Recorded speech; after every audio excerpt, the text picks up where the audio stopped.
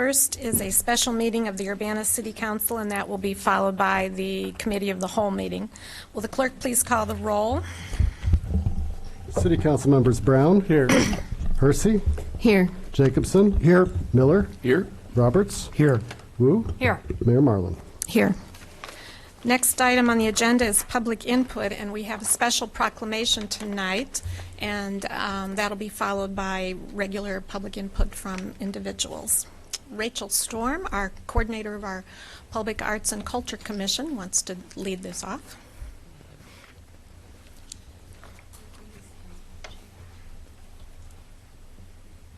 Good evening. We're going to share 2 chairs, in which case you both take the chairs and I'm going to do this.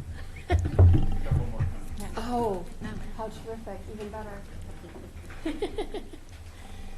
Good evening, everyone. Good evening. Many of you know me as the Arts and Culture Coordinator for the City of Urbana. I'm really privileged to be here this evening in recognition of Women's History Month, and wanted to take just a brief moment to talk a little bit about some of the initiatives that we have going on between the Arts and Culture Program and many of our area nonprofits and community groups in honor of this nationally recognized month, recognizing women throughout history and their contributions. First, I want to hand it off to Paula Mccarty, who's here, and she's actually our featured artist of the corridor this month. In honor of Women's History Month, we have an exhibit up called Women Who Painted, and I wanted to give her an opportunity to talk to you a little bit about it. Okay. Well, a couple years ago, I've been an oil painter for several years, but a couple of years ago, I wanted to learn how to digitally paint. So I bought a phone with a stylus and set out to paint deceased women painters. And after a while, I accumulated quite a few of them. The intention was to work out ideas to take these digital paintings to oil paintings, larger oil paintings. And so far, I've accumulated about 30 total, 20 digital works and 10 oil paintings that are on display now, 28 of the 30. Some here and some at the Urbana Free Library through the month of March. And what else would you like me to say? Where can they learn more about it? Where can they? Oh, yes, I have a website. It's called womenwhopainted.com. After I accumulated enough paintings, a friend had suggested I build a website for these women, and it's an educational tool where you can click on the image of the woman and it will take you to their Wikipedia page so people can learn more about the artist. It shouldn't be a surprise to most of us in this room that a lot of the women artists that are featured are lesser known names in the art world, as women's contributions in all areas of civic life are often overlooked. We even have people whose husbands are perhaps more famous than them. True. Though they might be better artists, who knows. But you should check out what is this wonderful website, because it also functions as a public archive. And it's something that Paul is continuing to build. True. Might become part of a larger, longer project. Yes, that's the plan, to keep this going. There are so many women artists out there, so it could last a lifetime, really. And you'll see that the artists that are represented really represent a wide range of both types of art and artists who hail from different parts of the world. So be sure to check that exhibit out before you leave this evening. Now I want to pass it over to Claire Conway. Claire comes to us from the Women's Resources Center at the University of Illinois. The Women's Center puts together a campus and community calendar of a wide range of Women's History Month related events. So we just want to take a moment to highlight some of those for you in case you're interested in going out and experiencing more of that this month. Yes, I have physical copies of the calendar with me that I'm happy to share with anyone who wants one. In particular, I'd like to highlight an event we have coming up on Wednesday evening. We're having an awards reception for the winners of our International Women's Day Photography Contest, where all the photos will be displayed. We'll announce the winners. Refreshments will be served, and it will be taking place at the Asian American Cultural Center starting at 5:30 this Wednesday. Thank you.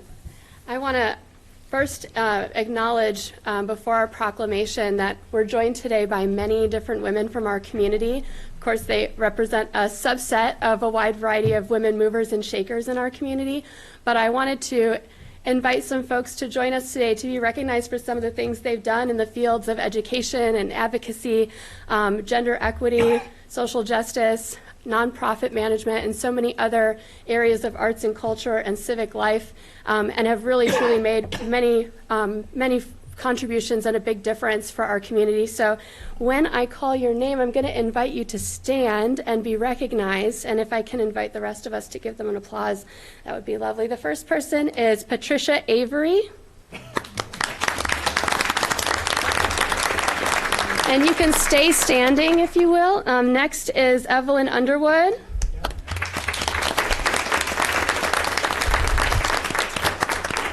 Doris McGee.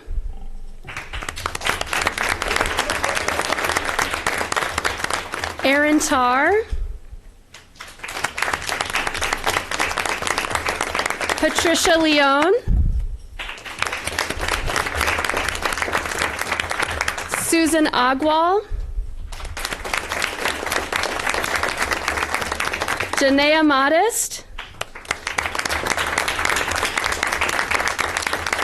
June Clark Eubanks. Isis Rose. Sarah Colome. Janice Walker. Eldest Melinda Carr.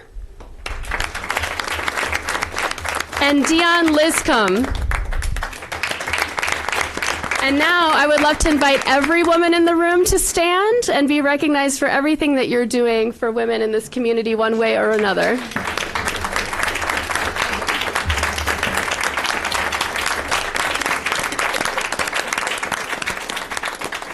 So many of the people who are standing right now have contributed to the livelihoods of girls in our community through the arts, through cultural programming, through uplifting, through advocating for equity and social justice. There's just so much to be thankful for, and this, I want to emphasize, is but a subset, is but a sampling of all of the different people engaged in advocacy in our community that I think deserve, of course, more recognition than can ever be showered upon them.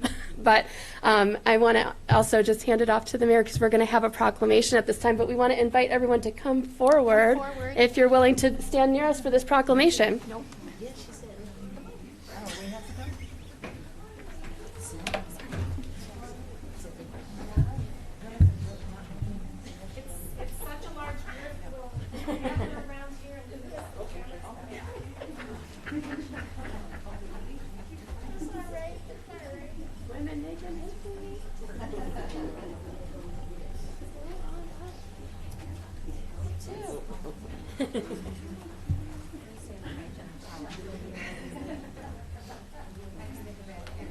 Now you're going to have to go get a little closer. And if you're on the shorter side, maybe towards the front, taller side towards the back.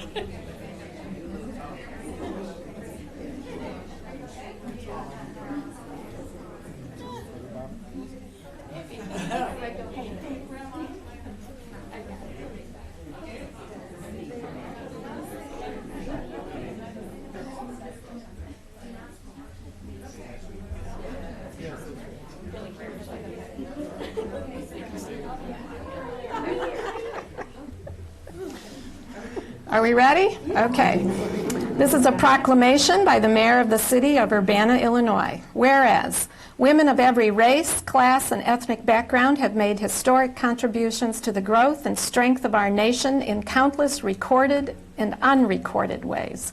And whereas women have played and continue to play critical economic, cultural, and social roles in every sphere of the life of the nation by constituting a significant portion of the labor force working inside and outside of the home.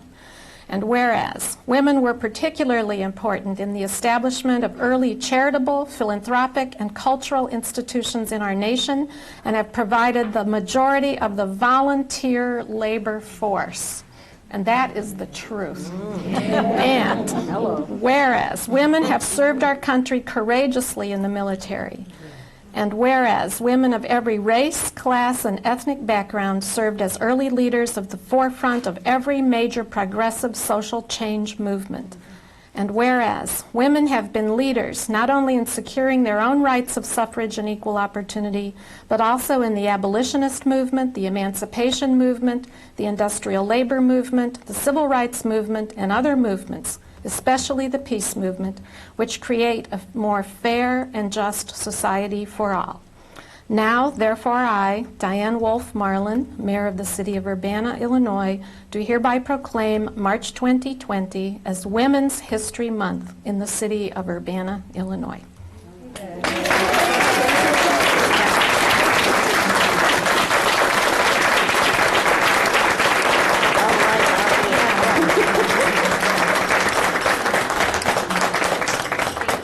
Congratulations to us all. Thank you. Sure. Thank you, Mayor. Thanks. Good to see you.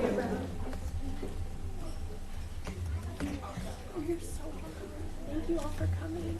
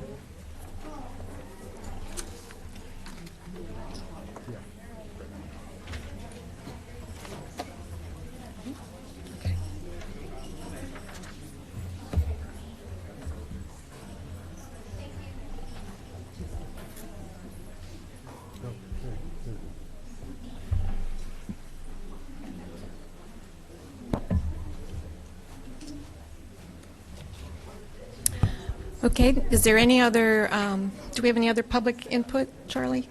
No? Okay.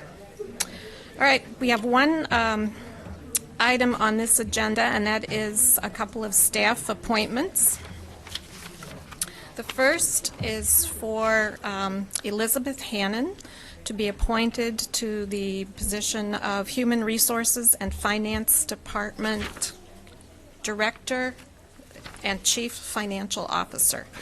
As you know, with the departure of Todd Rent back in December, Human Resources and Finance Departments have been consolidated. And after much consideration, the new name of this consolidated department is Human Resources and Finance.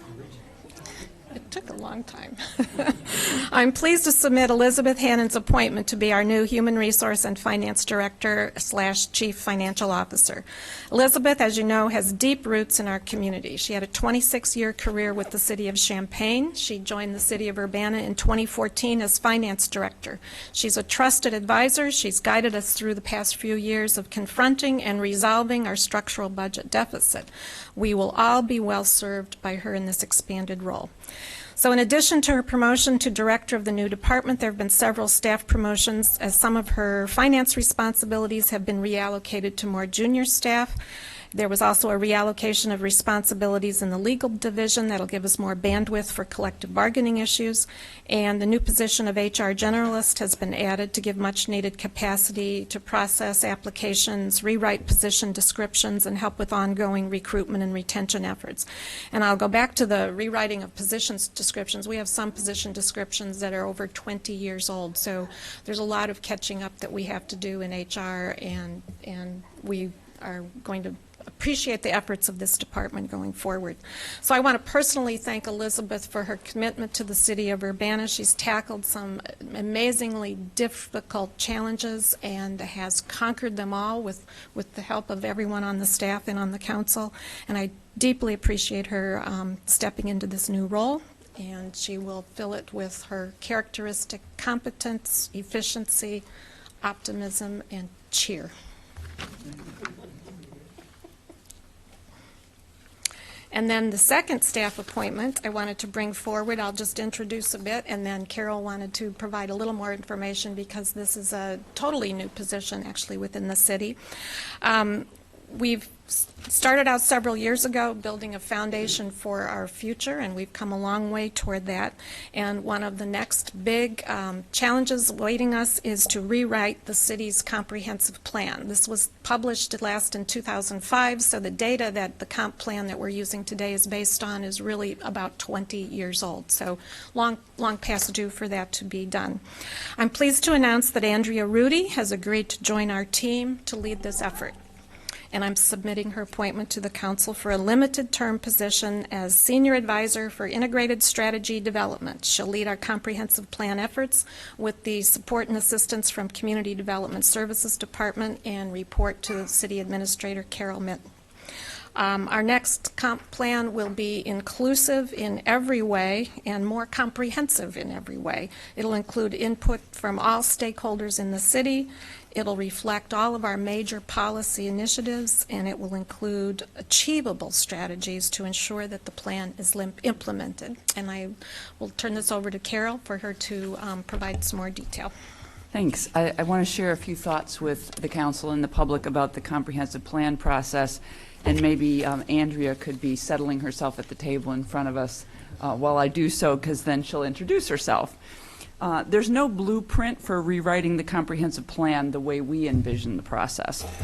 The last time the comp plan was updated in Urbana, we used all in-house staff.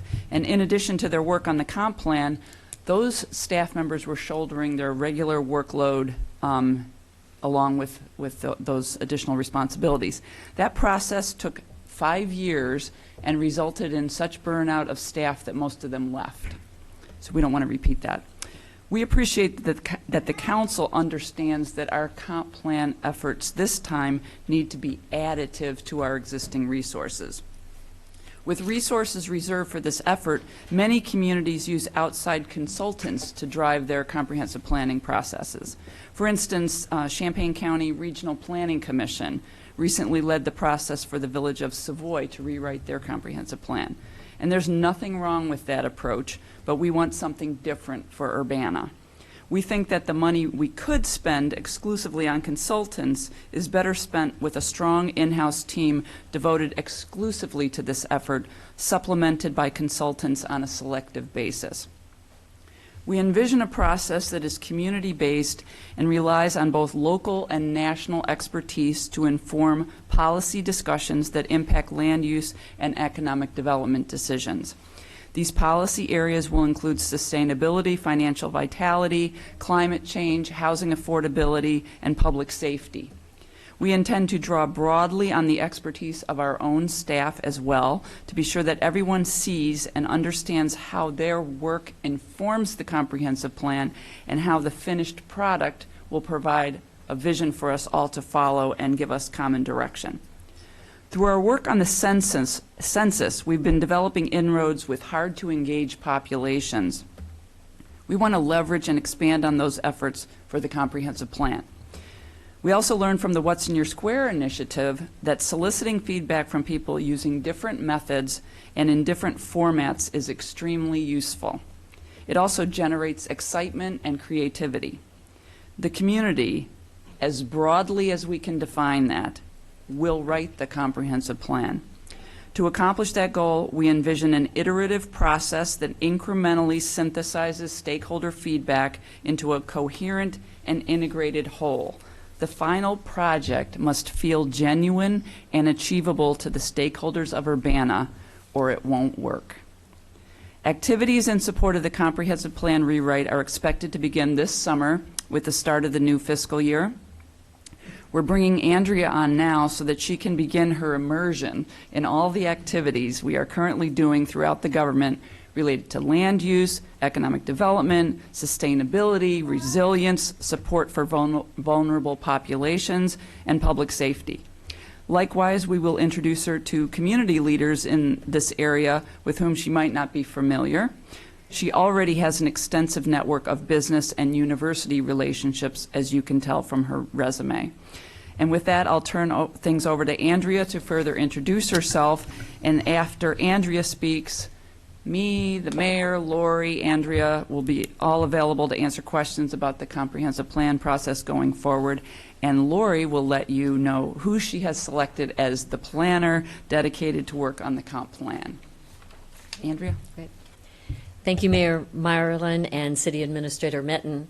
I've been watching with interest the progressive changes that have been happening in Urbana that are creating the city's foundation for the future. I commend the mayor, the council members, and city staff for their vision and work in ensuring that Urbana is poised to address current and future challenges. Having a role in updating the city's comprehensive plan is a challenge that I'm eager to undertake. Having been part of the University of Illinois Research Park master planning process, as well as having led the Champaign County visioning process while at the Champaign County Alliance, I know that developing a comprehensive plan requires inclusiveness of all stakeholders and influencers. It also must result in a plan that is implementable, with specific actions to be achieved within a designated timeline, and also be financially feasible. I pride myself on being able to build long-standing relationships and to foster collaborations among diverse constituents. I also believe ongoing communication and transparency is essential. I appreciate this opportunity to join the city as we sustain and enhance the city of Urbana as a place for residents and businesses to locate and prosper. Thank you. Are there any questions? Bill? Yeah, I guess for staff, since this wasn't one of the council mayoral goals that we set a few years ago, I'm interested in, you've called it a rewrite, and why are we doing a rewrite rather than just an update?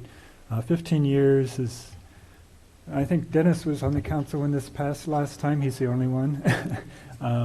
It's a while, but have attitudes in the community changed that much? The same process, from what I read in the plan, was followed last time as far as getting the input. So I'm interested in what a rewrite means versus an update, or is it going to be an update? What do you have planned? What we do not have planned is an update. So we really think about this as a rewrite, and that doesn't mean that we're scrapping everything that's in the existing comprehensive plan. It's that the thinking that we want to bring to this, and you've heard us repeat it in all these different combinations of words, is really inclusive. And so we not only want the people that show up to be engaged and participate to give us input, we want to go out and find the people that are not being represented by the groups that come forward. We want to think about all our policy objectives collectively, not just land use and economic development. I mean, one of the things that I think was really missing, and it's something that I remember being an important missing link when I was just even interviewing for this job, is the comprehensive plan did not, it didn't underpin an economic development strategy. And I think what we've learned through this struggle of stabilizing our finances is how important that is to our financial stability going forward. But to try to do that without a good foundation from the comprehensive plan, I think is why we feel so strongly about a rewrite. And I know Lori feels strongly about that too, so I'm going to give you a chance to add to what I said. Just to add, and thank you for setting that, the primer. So 2005 was, of course, before the Great Recession. I think we have a different way of thinking of things now than perhaps we did in the early 2000s when everything was a boom and people were building all over the place all the time. So now is a really good time to set ourselves up for really taking off now that we've had an opportunity to stabilize since the recession. That's one of the bigger things that I see, is that the economy has so changed. And we need to think about different ways of really capturing those things, those changes in the economy. And I would add a couple of things. One is the recognition that everything we do has to take climate change into account. What's happening today and what's going to be happening in the future. And the comp plan of 20 years ago did not have that, I don't think, as its theme. That should be one of the very main themes of this new comp plan.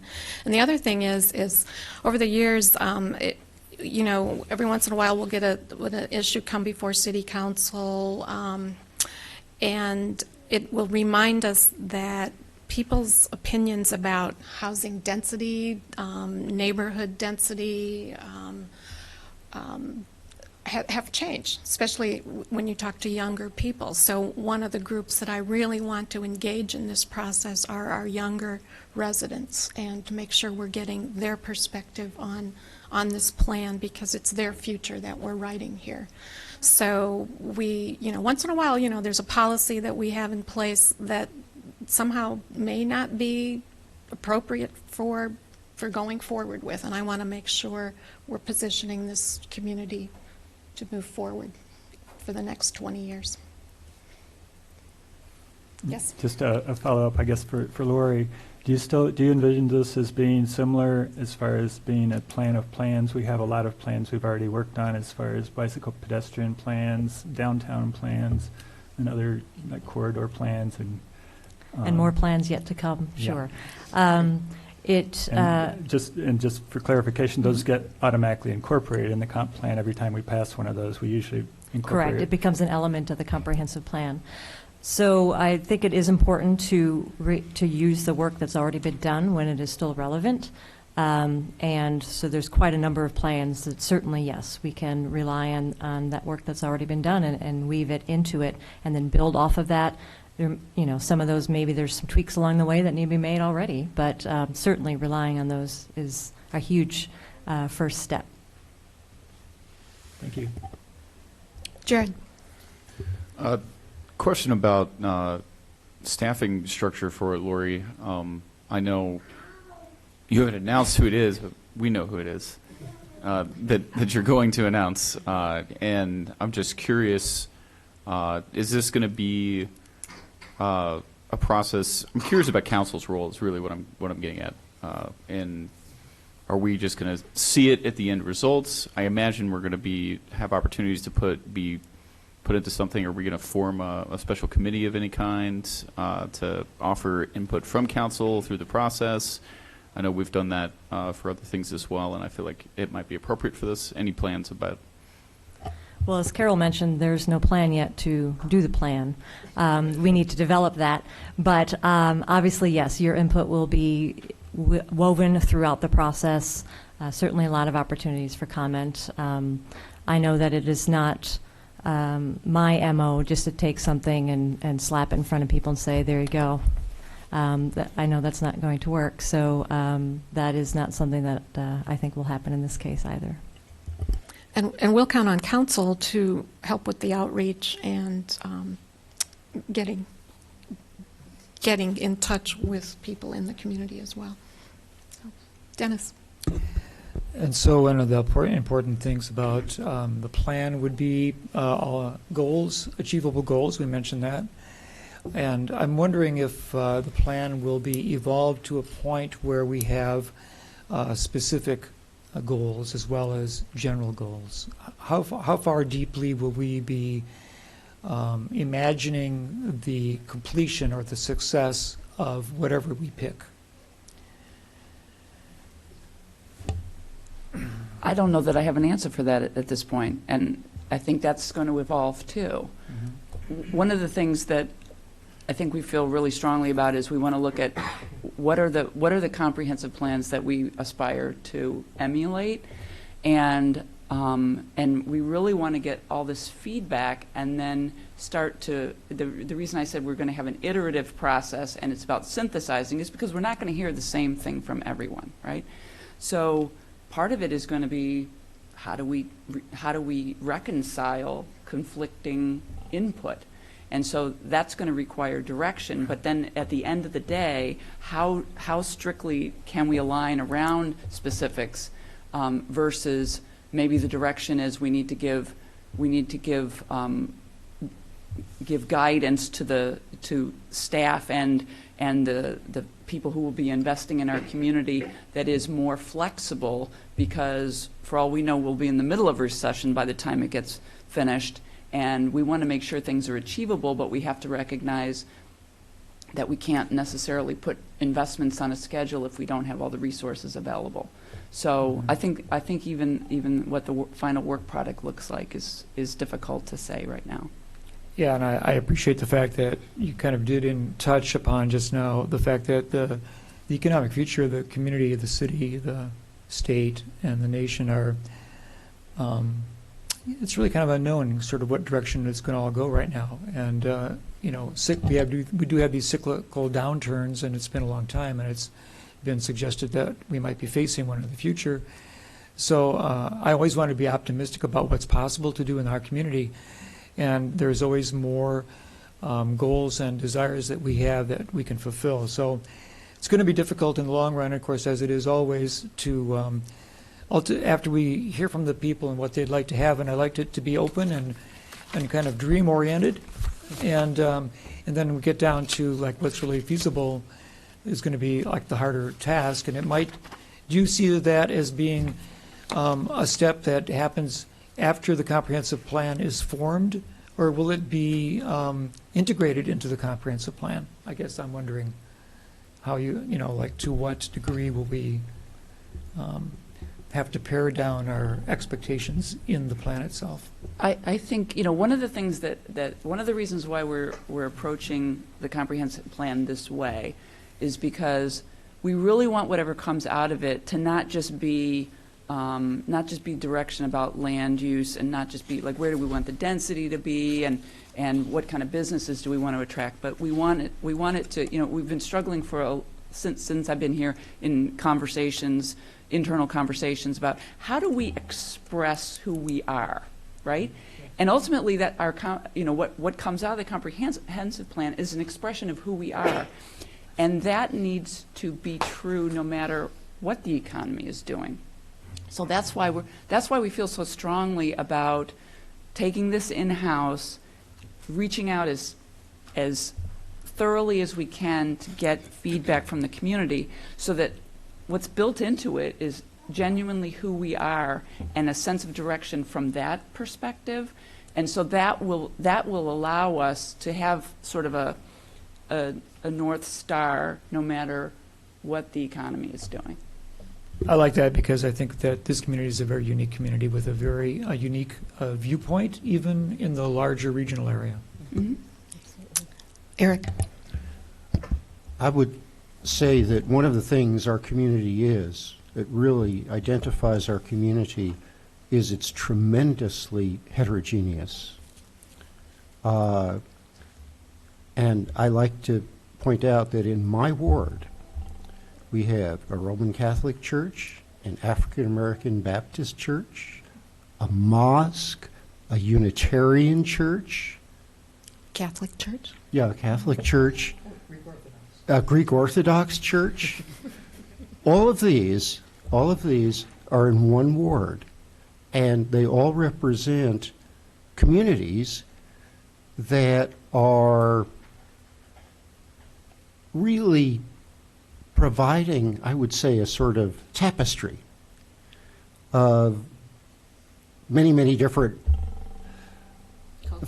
cultures, traditions, and so forth. So, and I treasure that.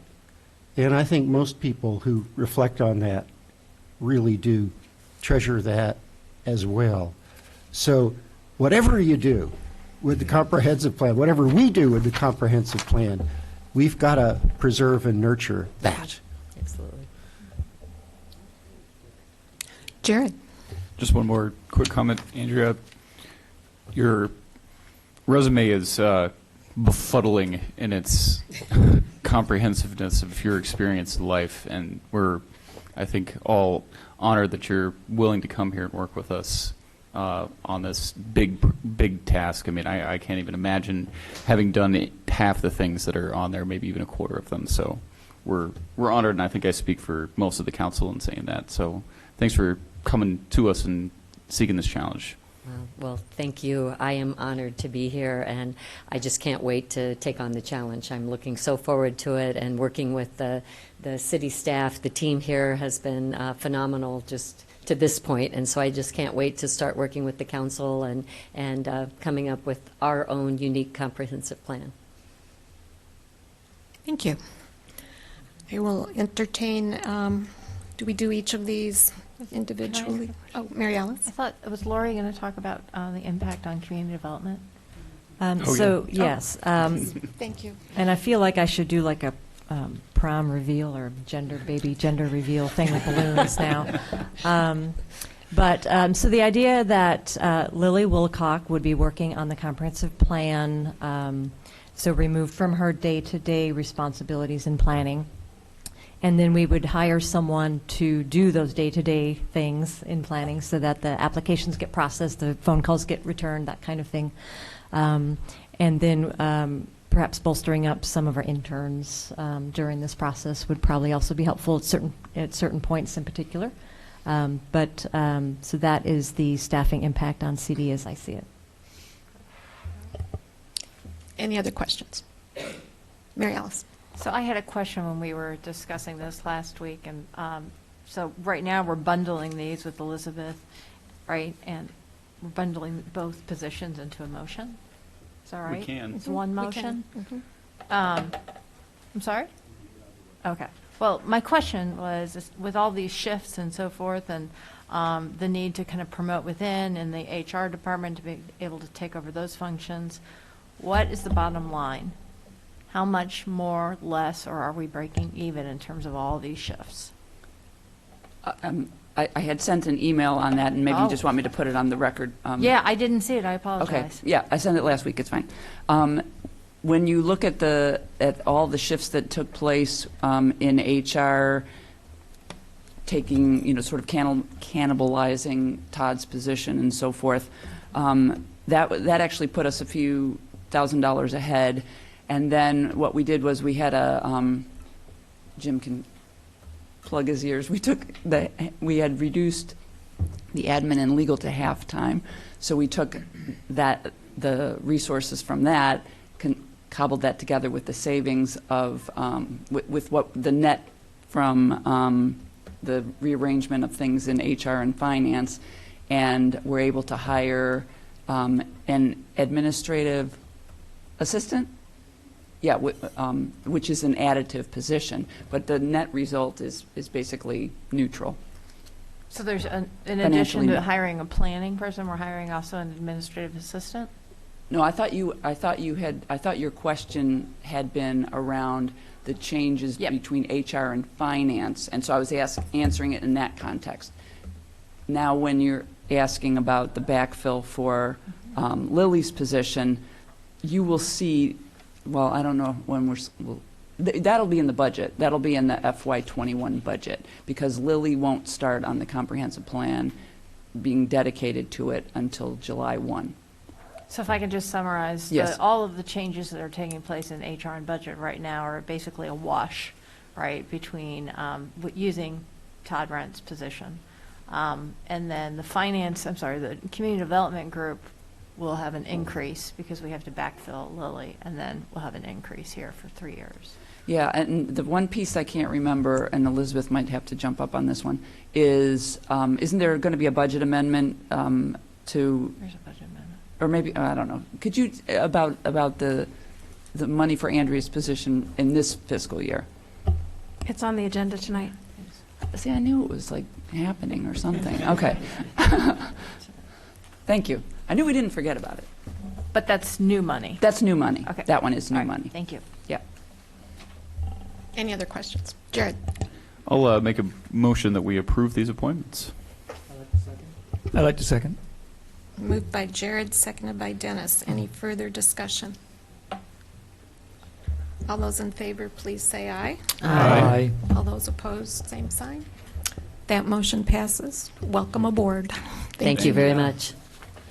Great.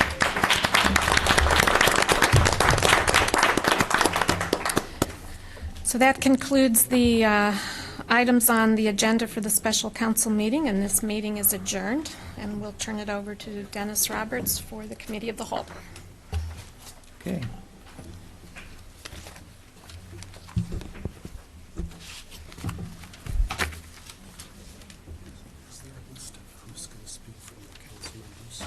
Yeah, I've got it. Yeah. The mayor's going to introduce the 6 applicants. Okay, great.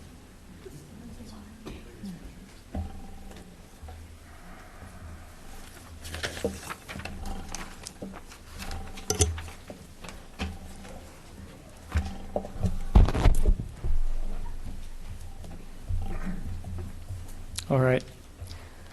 All right, so we're going to begin the Urbana City Council Committee of the Whole meeting. It's 40 minutes after the hour. I'd like to call the meeting to the order. Would the clerk please call our roll? City Council members Brown. Here. Hersey. Here. Jacobson. Here. Miller. Here. Roberts. Here. Wu. Here. Mayor Marlin. Okay. We have the minutes of our previous meeting to approve. This is minutes from February 3rd, 2020. And February 17th. And, yes, on the 17th as well, yes. Move to approve. I'll second. Okay, moved by Sheila Reese. Jared Miller takes the second. Were there any corrections to the minutes? I don't see any corrections. All in favor indicate by saying aye. Aye. Aye. Any opposed? Okay, those are approved.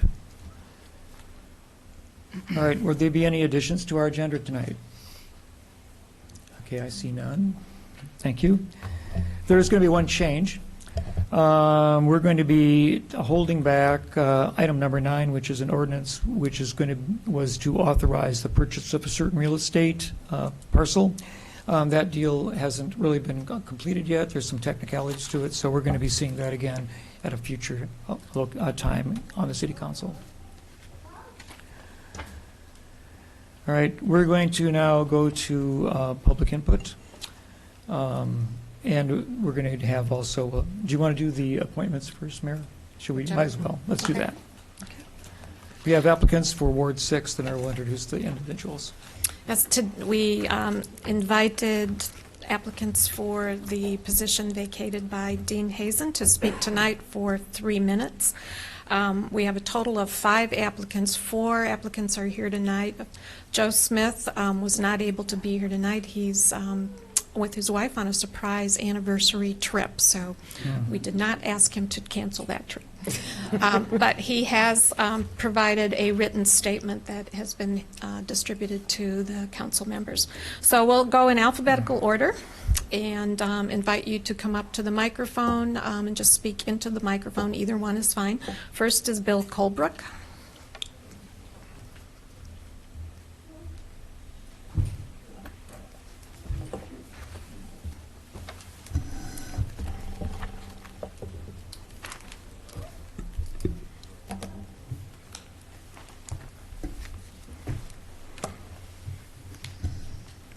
Thank you, ma'am. My name is Bill Colebrook. I reside with my wife and family in the Stone Creek subdivision. My wife and I moved our family from a nearby community to Urbana in 2014. We did so for 2 reasons. We wanted to experience on a daily basis the history, culture, and values of this community. And we wanted our kids to attend Urbana schools due to the diversity in Urbana. By serving on the City Council, I would be in a position to bring about positive change for the current residents and for prospective individuals and families, just like my wife and I, as we searched for a community that reflected our lifestyle and values. I have lived a life of service my entire adult life. I wish to continue to serve in this additional capacity with an appointment to the City Council. I have a bachelor's degree from Illinois State University. Professionally, I have been in law enforcement for 34 years. I'm a retired captain from the Illinois State Police. While serving with the State Police, I gained knowledge and experience with the legislative process as I have testified in both the House and the Senate on legislative issues. I am currently the Chief of Police and Director of Public Safety at Parkland College. As a local Chief of Police, I am also an active member of the Champaign County Community Coalition, seeking to find solutions to the persistent gun violence and charting a path for a better life for our citizens, especially our youth. There are several issues that I believe are critical to the future of our city and to our citizens. Just some of the issues that I intend to work on are, first, the economic viability of various business districts, including the downtown, which includes the Lincoln Square Mall and the historic Landmark Hotel, the University Avenue, Cunningham Avenue, High Cross Road, and Philo Road corridors. As we know, the health and vitality of a city can be gauged to some extent on the quantity and quality of business and commerce that occurs. Second, the continued gun violence in our community. It is my belief, regardless of where the shootings occur in Urbana, or frankly across town to our west, the incidents of violence affect all of us, regardless of where we live or work. And third, the impending repurposing of the Stone Creek Golf Course and how that may impact property values and the quality of life for the residents and the community. To conclude, I hope you find my experience and vision for the City of Urbana and Ward 6 to be highly qualified in order to be appointed to fill the vacant Ward 6 seat. Mayor Marlin and City Council, thank you for your time and attention. Well timed. Yeah, thank you.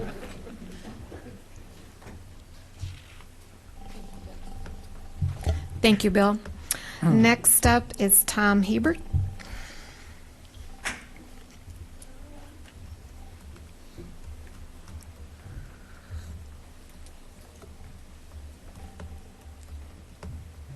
Good evening. My name is Tom Hebert, and I've been a resident of Urbana for over 30 years.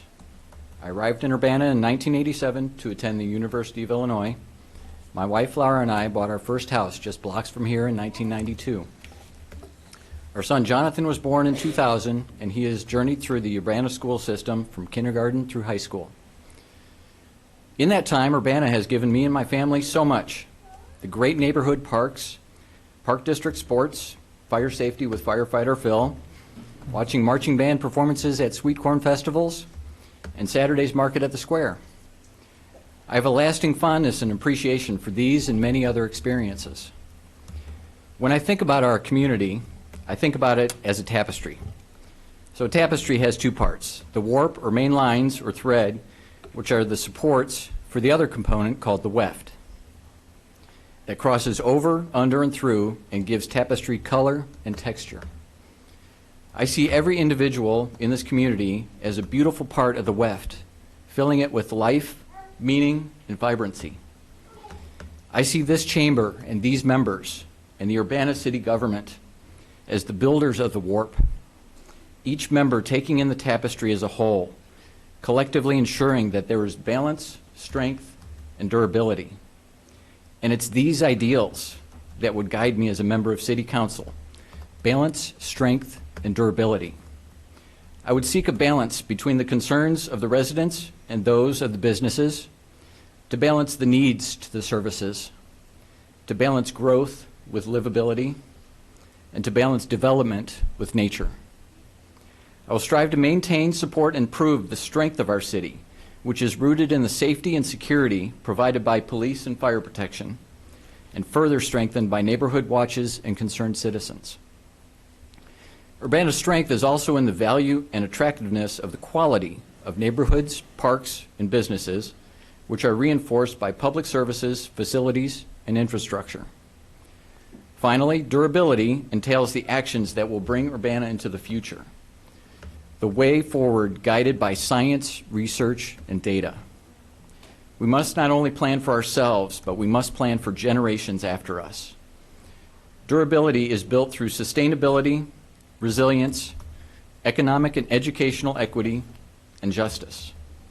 If appointed, I vow to respect the concerns of every resident, to be an active listener, to practice empathy, to deliberate honestly, and to do my best to make informed decisions based on the needs of the community.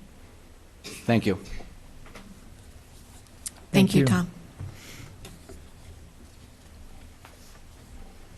Next up is Andrew Miller.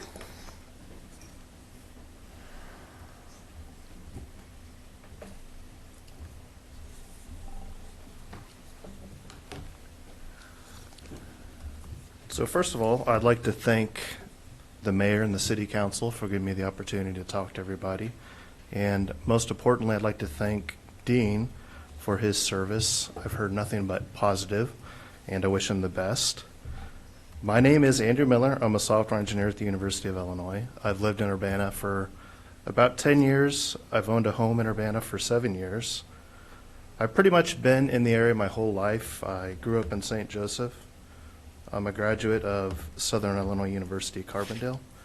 Some of the involvement with the community is I am a member at large of the Savannah Green Homeowners Association, and Some of the reasons why I think I'd be a great candidate for this position is I enjoy meeting business owners and talking to them about the problems in the community, and I hope to give neighbors and business owners a voice. Thank you. Thank you. And last to speak tonight is Darius White.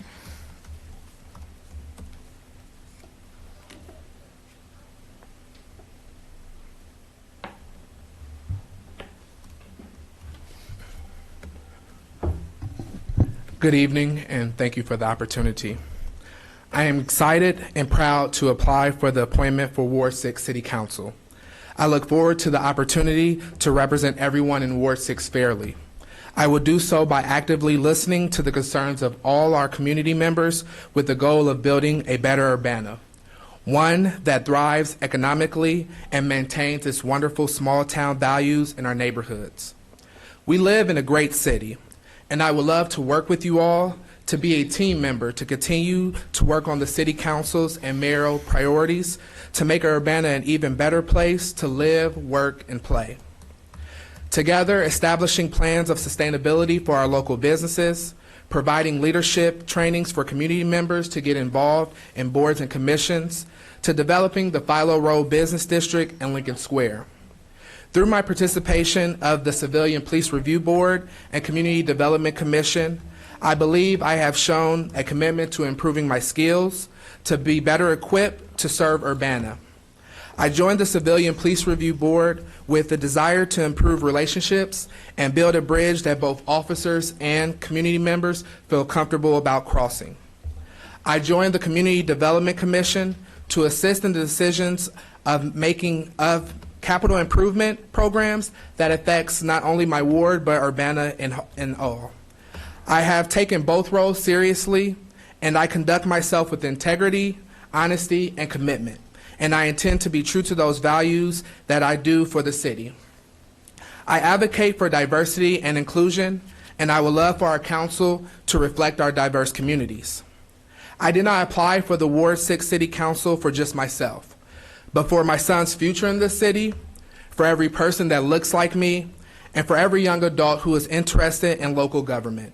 To be an example that we are accepted, we have the capability to do the work, and that it is never too early to step up and contribute to your city. I plan on living in this city for a long time and will always want to play an active role in making sure Urbana is a great place for our residents, our businesses, tourists, and most importantly, the children of our communities. Thank you for this opportunity. Thank you. So I want to sincerely thank all the applicants for this position and your families as well who are here tonight.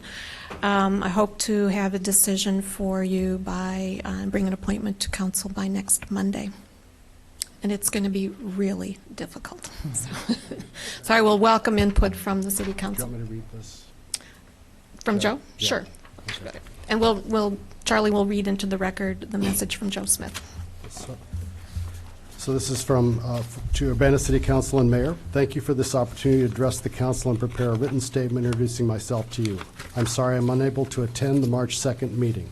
I'm currently in Florida with my wife Linda celebrating our 15th anniversary at Walt Disney World. It was planned well in advance as a surprise to her.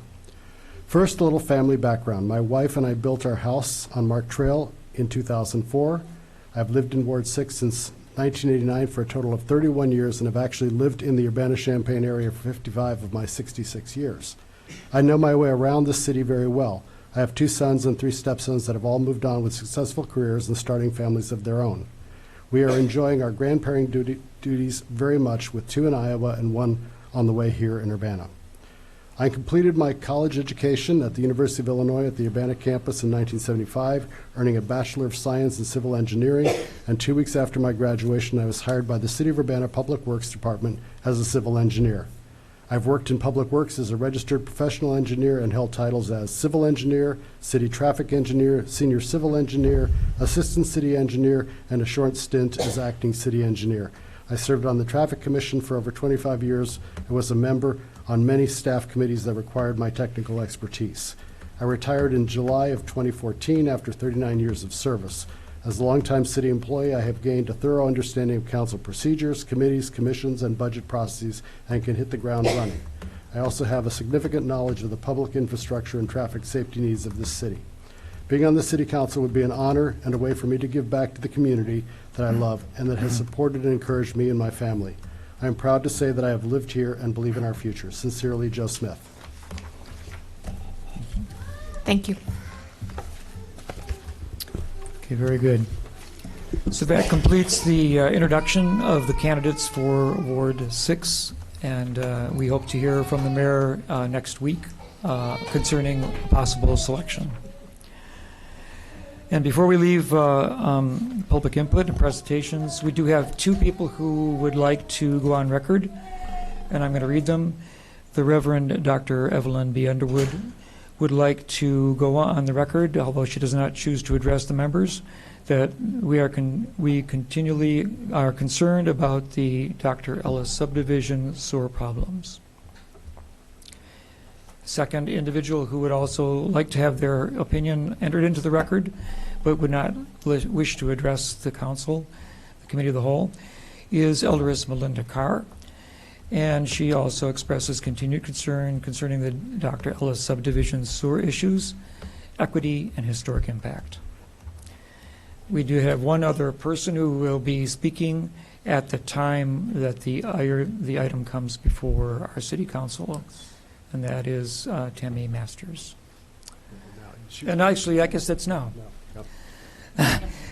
Considering that we were just talking about it, please, you have about 5 minutes maximum. Okay, I shouldn't need that long. Do I need to push this? No, you're good. Okay, good. So I'm Tammy Masters, and I'm the coordinator for the Country Squire Edition Neighborhood Watch, which is in Ward 6. I also am the lead on Nextdoor, which is an app a lot of you are probably familiar with. And that includes everything from Washington to Florida, with my neighborhood watch there, and on all the way to Florida, and then the Smith Road area and all that newer, the newer houses for low income. So I just felt like I should be present since I'm involved so much in that area, and it's a part of Ward 6. A couple of things I wanted to try to just express that are continual concerns with what I've seen with people within the neighborhood watch and on Nextdoor would be obviously the crime issues with addiction and mental illness. So kind of we want someone that's appraised of those issues within our community and what areas are impacted within our ward, and you know, ideas and input within city council to try to address those without being impactful on a community of color type thing that we see. So we need to consider so much as a city council when it comes to crime impact and stuff like that. A lot of times there are needs to address that are mental illness and addiction and poverty that I feel like we need people on the council that know how to address those. Also, the other thing that my neighborhood has been considerably concerned about, especially with some of the older houses in my neighborhood, they're 50 years old. A lot of them are going to landlord, and typically tenants don't take as good a care of their property. And I know we have in Urbana, we have a lot of laws on those types of things. But I noticed just driving around my neighborhood, sometimes the street repairs aren't kept up as well. And the houses, a lot of times there's like algae growing on them. It's, you know, not pleasant for the neighborhood. And especially with some of the poverty and some of the landlords in our area, programs to maybe help those people have a program to do some cleanup around their house to make our community look nice year round. So, and then the other thing would be, as the coordinator for Neighborhood Watch, if we have a watch party, I would like an alderman that would be present and available for us to come to an event and represent, city council that way also. So those were just the little concerns I wanted to express in your choice. Thank you. Thank you. All right, that ends, it looks like, the public input for tonight, unless there's another individual who needs to come forward at this time. Okay, thank you then. We'll go down now to the staff report. Will there be one? No, annual consolidated action plan. Okay. Oh, Colin said, all right, yes, we do. We have the annual consolidated action plan update. Jumping ahead a little bit too fast. Thank you, Sheila Dodds, for community development. So good evening.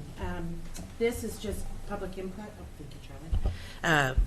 To let you know that our 5-year consolidated plan and our 1-year annual action plan is available for public review. You should have received a link to it on Friday afternoon. It's quite a lengthy document, so I'm just going to summarize a few bullet points about this year's plan. The 5-year consolidated plan is required by the Department of Housing and Urban Development. It provides guidance for planning and implementation of our federal funds. The City of Urbana receives Community Development Block Grant as well as home funds. Since the City of Urbana acts as the lead agency for the home funds, we are responsible for the implementation of the plan. The plan is devised by City of Champaign, City of Urbana, and the Champaign County Regional Plan Commission. Those agencies share the pot of home funds, but each city is responsible for its Community Development Block Grant funding allocations. Staff from the City of Urbana and Champaign County Regional Planning Commission, as well as other stakeholders, provided input on the plan. Community plans such as the CU Public Health Community Plan and the Champaign County Housing Authority Move to Work Plan were also reviewed. Some highlights of the plan is the data used in the analysis for the plan comes from the 2010 census and the 2011 to 2015 Comprehensive Housing Affordability Strategy, or CHAS data. CHAS data is created for HUD from the U.S. Census data. The purpose of the CHAS data is to demonstrate the number of households in need of housing assistance. The public input process started in July of 2019, and it will continue through the end of March. The initial process in July was an online survey. Information on the survey was shared at the farmers market, social media, and with social service agencies, as well as in the general public. City staff also created a shorter version to lead discussions at community meetings. 132 survey responses were received, and over 20 public input meetings were held to capture a broader audience. This year, staff attended existing meetings to try to reach a broader audience. In the past, meetings were held in the evenings in targeted neighborhoods, which had little attendance. By changing this process, more people were able to provide input. The analysis of data, existing plans, key stakeholder interviews, and public input from citizens were all used to determine the current community needs and to develop recommended priority areas. Priority needs outlined by this process are infrastructure improvements were identified by all groups as a high need in the community. These include things such as street lighting, streets, and sidewalk repairs. Housing rehabilitation is continued as a high need. That includes housing modification to allow seniors to continue to live in their homes, emergency repairs such as roof, sewer, furnace, accessibility repairs, etc. Public service programs, programs for youth such as education, after-school programs, financial education for low-income families, and services to address homelessness were identified as the public service programs. Economic development opportunities, funding to support programs or services that create business retention and are jobs in low to moderate income neighborhoods. And then provide affordable housing opportunities for low to moderate income households. This would include a variety of affordable housing options, such as rental assistance programs, workforce housing, as well as tiny homes were some ideas discussed. rent assistance through the tenant-based rental assistance, as well as down payment assistance programs. Reducing exposure to lead-based paint, funds to support education, testing, and rehabilitation. And then finally, to continue to support the continuum of service providers to the homeless to address the homeless issues in our community.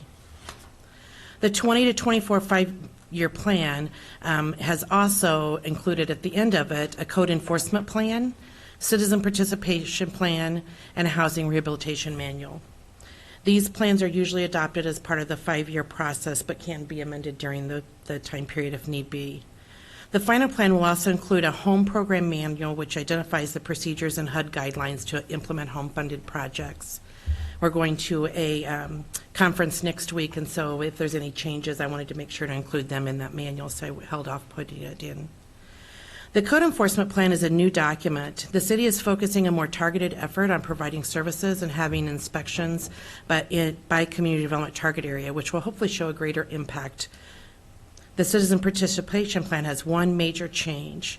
The definition for what constitutes a major amendment was changed to read: the amendment proposes any change in the allocation or distribution of funds, activity, or recipient, and the dollar of that amount to change is equal to or greater than 25% of the current fiscal federal grant activity, where the old plan limit was $50,000. And the difference that makes to City Council is $50,000 was the higher limit prior to this recommended change, and next year it would be $126,000. With the new grant-based accounting system, funds will have to be reallocated every year, and hopefully this will make the budget amendment process move through quicker. The Housing Rehab Manual does not have any major changes, however, is included as part of the Consolidated Plan adoption process. For the 2021 Annual Action Plan, our federal allocation is going to be $501,415 for the block grant funds. And from that, we've broken it down into 5 categories. Administration is 10%, $100,283. Public services, transitional housing, cleanups, our consolidated social service funding is $61,000. Neighborhood revitalization programs to include capital improvement projects, blight reduction, code enforcement, public facility improvements, economic development opportunities, $215,132.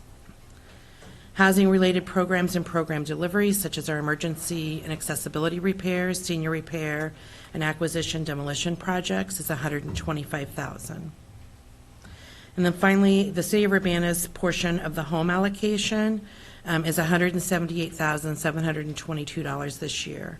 And that's identified as workforce housing development and the tenant-based rental assistance program. So the next steps in this process is the plan is out for public review and comment through March 31st. A second public hearing will be held at the Community Development Commission on March 24th. Public comments received during this 30-day time period will be incorporated into the final plan. Staff anticipates bringing the final plan to the Committee of the Whole meeting on April 6th, and then final adoption and approval must happen prior to May 15th to allow staff time to submit it to HUD. Okay, are there questions? Yes, Bill. Yeah, first on the survey, of the 132 received, do you remember how many were from Urbana? I do not. I didn't do the tally of that, but I can get you that information. Okay, because that would be Champaign and Urbana. Yeah, because the plan addresses the community as a whole, we... Did you get surveys from outside of Champaign-Urbana too? No. Okay. And then also in the survey respondents, the demographics didn't really seem to reflect the CDBG target areas, although it does say average household income of $88,000.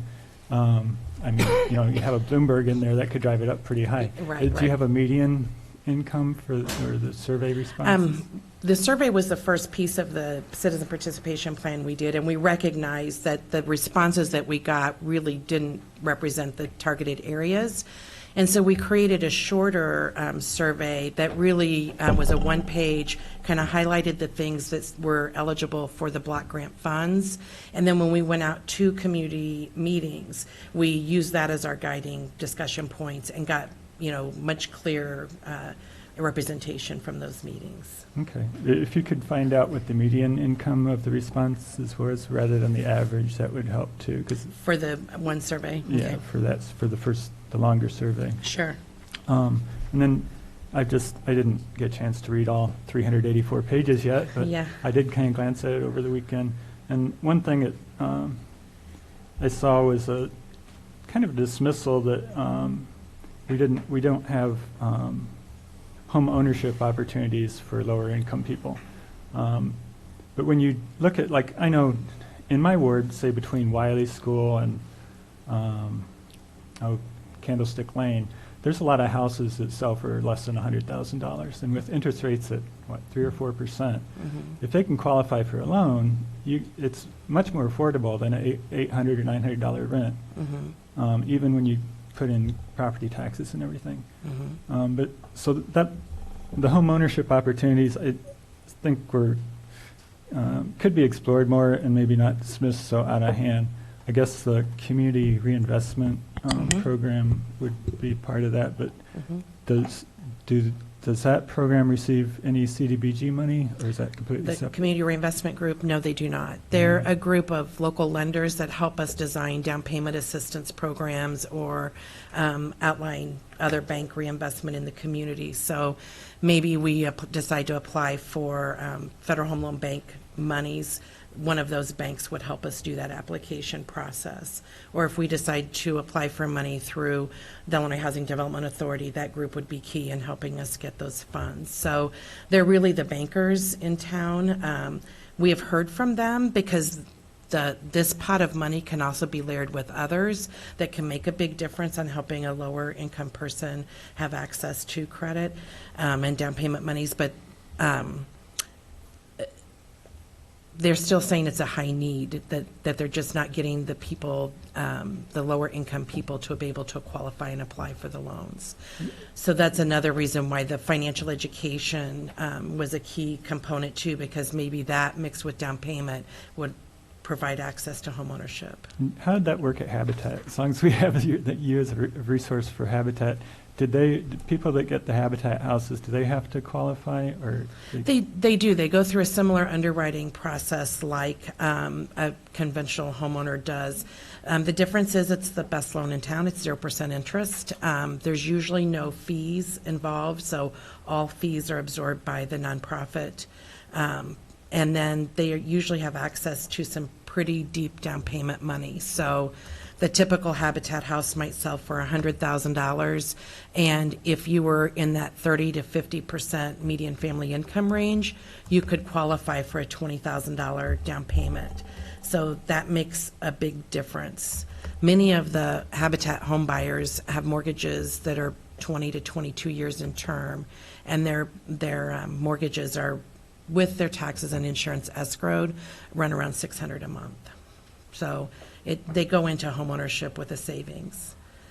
Okay, yeah, I looked up some houses on Laurel Drive. It's a short street with about 16 houses in there, and I think about half of them are owned by one person. Yeah. And they rent for about $800 a house, and they're assessed at $60,000. And if you do the math, you can your mortgage payment with insurance and taxes and everything would be about $500.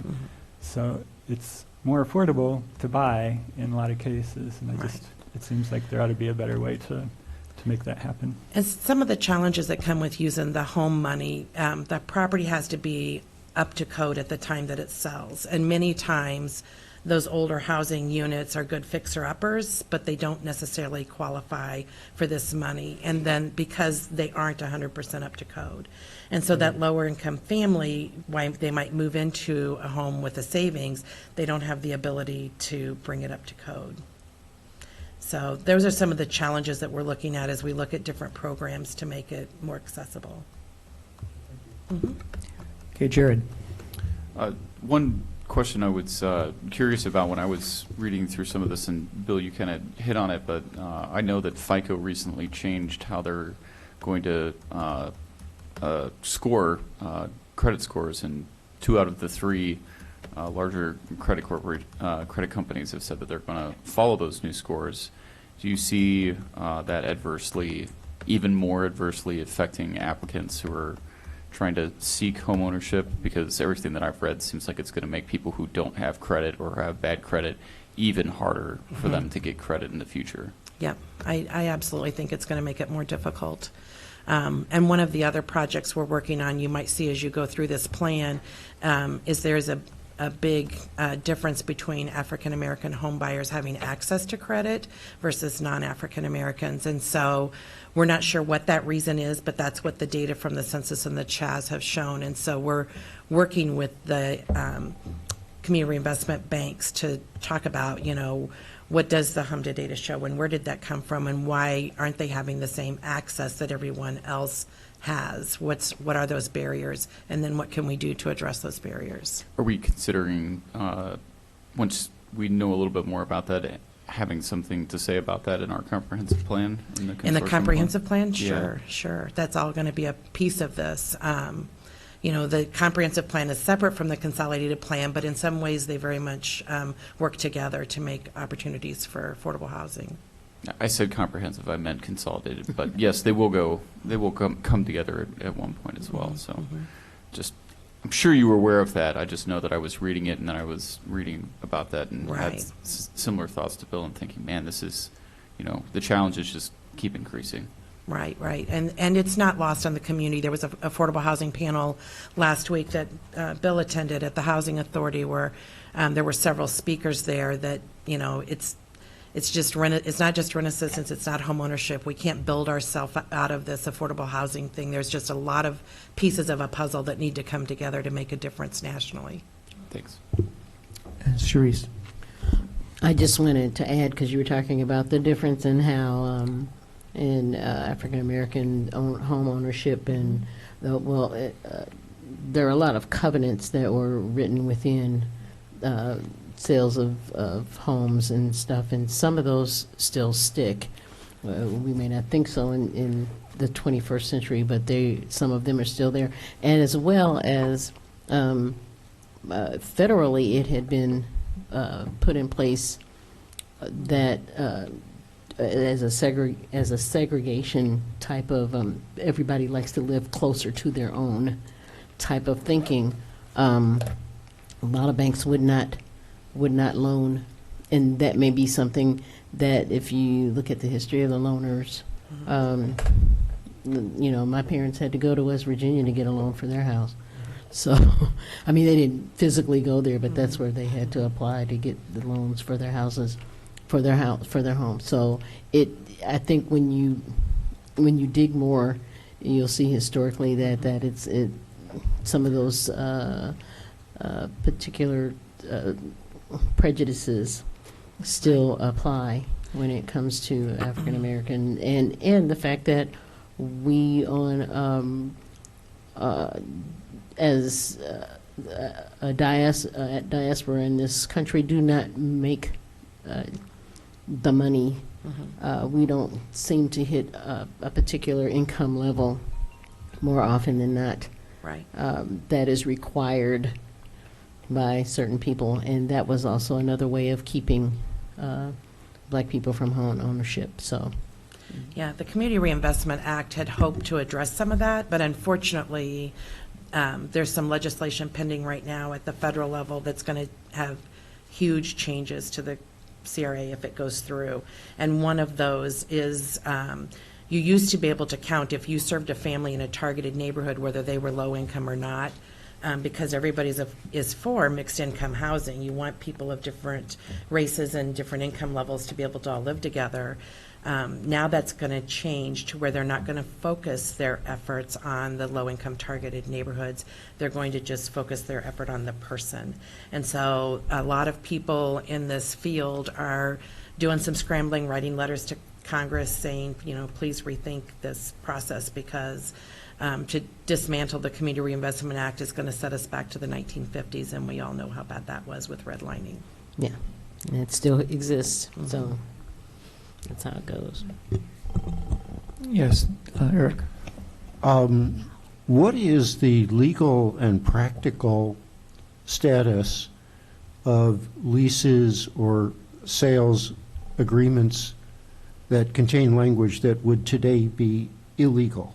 So, I mean, the documents exist, but presumably those clauses would no longer be enforceable. For example, a racial, a clause regarding racial prejudice. But, so I'm assuming that those clauses would not be enforceable any longer. Is that correct? I'll be honest, I'd have to see the particular clause. The general concept with contracts is whatever the language of a contract is at the time it's written. If it was lawful at the time, then it remains lawful. Wow. Otherwise, you have the application of, conceptually anyway, of an ex post facto law. However, in the area of discrimination, it can be a different story. But normally, general contract, legal principles applicable to contracts generally provide that if a contract is lawful at the time it's entered, and there's consent on, and mutual consideration on both sides, then typically they are enforceable. If they are void against public policy, again, that introduces another issue. So I would have, before I could really make a definitive statement, it's a good question, but it's highly generalized. I'd have to see the language of the contract. I guess what I'm wondering, the context is that I'm wondering if that archaic language is still having an impact on transactions that are being made today, and if it is there anything we can do about it? I'm also a licensed real estate broker, and I can tell you the real estate contracts in the state of Illinois don't have that language. Now, if I decide to sell you my house and we write something up on a napkin and I put discriminatory language in it, well then, like Jim said, what's written there isn't necessarily the same, but state of Illinois licensed realtors don't have that language in their contracts. They all have a standardized document that they use. Downstate of Illinois, Cook County has a totally different document with many more pages. I do agree with Sharice. I think there's a lot of implicit biases that go on, and it may not be stated in an actual written word, but I think people are misled or misinformed verbally, and that discourages them from applying for home ownership. And I'm not sure what to do about that except to continue to educate the public as much as we can. Other comments? Bill? Just a question on the code enforcement part. Mm-hmm. So some of the CDBG money will cover some code enforcement time. Mm-hmm. Does that include the rental inspectors, or is that? If they are inspecting in a targeted neighborhood, yes, it would include them. It's the person that's doing the property maintenance inspections, the grass, weeds, junk debris type things, a third of that person's salary, and then a person that does the inspections. And that person is also kind of helping do the rehabs that we're doing, so. Okay, thank you. Mm-hmm. Okay. Yes, Attorney, yes. Let me further clarify for Council Member Jacobson. Clearly, if a contract term in a contract at the time it's drafted is illegal, say contains redlining language, mortgage language, or other forms of discriminatory language, that's void. It's if somebody entered into a contract, somehow some kind of a contract that was entered into the 1950s, and let's say it's there today, same parties and all, then you get into the question, I mean, the contract presumably was legal then. That's the agreement between the parties, unless it's truly void against public policy. And there are class actions that deal with that. Okay. Is this all we need to do as far as this time? So thank you for the presentation. All right. And then I guess now I can ask about staff report. Should there be one? I have a real quick update. Please do then, Carol Mitten. On a couple of the transportation projects. So for Dr. Ellis and the lighting project on Kinch, we're expecting a bid opening on March 20th. And just so Sheila can rest assured, we have a mechanism in place so with that we know that we'll be paying out a sufficient amount of the CDBG money so that we won't lose any of that. as part of those projects. And then we are planning on a bid opening for the MCOR project on March 31st. So we're going to be busy opening bids in late March, and then we'll be busy getting a bunch of projects under construction.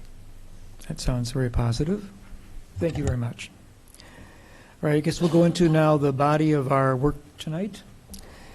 Starting with item number 6 on the agenda, resolution number 2020-03-012R, which is a resolution approving an intergovernmental agreement to upgrade the area-wide record management system, or known as ARMS. This is to be in compliance with the National Incident-Based Reporting System specifications. And we have our IT Director, Sanford Hess. Good evening, everyone. This is a very similar item to one that we discussed a few weeks ago. And in this case, it's a smaller dollar amount with the City of Champaign. The prior one was a larger dollar amount with the County Sheriff's Office. In both cases, those entities have received a grant, and that grant has a requirement for a certain amount of that money to be spent towards this new standard for incident reporting.